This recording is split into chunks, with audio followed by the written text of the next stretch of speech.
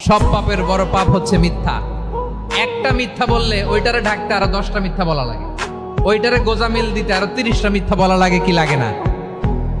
আর কোনোদিন মিথ্যা বলবেন? মিথ্যার সাথে আমাদের সম্পর্ক নাই। আওয়াজ করে বলেন মিথ্যার। মাঝে মাঝে আল্লাহ আমাদেরকে দুঃখ কষ্ট দিয়ে পরীক্ষা করতে চান, এগুলো আমাদের জন্য খারাপ নয়। এই দুঃখ কষ্ট বিপদ আমাদের কোমরকে সোজা করে, আমাদের পায়ের মাটিকে শক্ত করে। চিল্লায় বলেন ঠিক কিনা?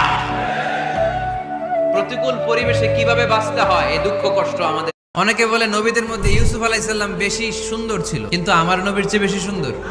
ইউসুফ আলাইহিস সালামের চেহারা দেখে মিশরের মেয়েরা এত সুন্দর নবী ইউসুফ আলাইহিস সালামকে দেখে লেবু কাটতে যে আঙ্গুল কেটে ফেলেছিল। এই কথা যখন আমাদের প্রিয় নবীর স্ত্রী আমাদের আম্মা জান আয়েশা রাদিয়াল্লাহু তাআলা আনহা শুনলেন, উনি বললেন, ও বাংলাদেশের একজন নায়িকা শাবানা, খুব সম্ভব না, উনি বারবার অনুরোধ করছে, শতবার সরকারিভাবে আবেদন জানাইছে বিভিন্নভাবে, যে তার ছবিগুলো যেন আর কি না হয়। আপনি যে অবস্থানে আছেন এই অবস্থানে পৌঁছাটা অনেকের কাছে স্বপ্ন। তারা প্রতিনিয়ত সংগ্রাম আর স্ট্রাগল করে যাচ্ছে আপনার অবস্থানে পৌঁছতে, আর আপনি এটা নিয়ে সন্তুষ্ট না।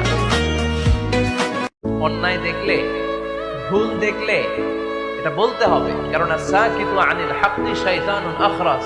অন্যায় দেখে যে চুপ থাকে ওটা মুমিন নয়, ওটা বোবা শয়তান। চিল্লায় বলেন ঠিক কিনা? অন্যায় দেখলে রুখে দাঁড়ান, গর্জে উঠুন। আপনি আল্লাহ তাআলার দয়ার শেষ নেই, আল্লাহর মায়ার শেষ নেই, তিনি মায়ার সাগর। আমি দয়াময়।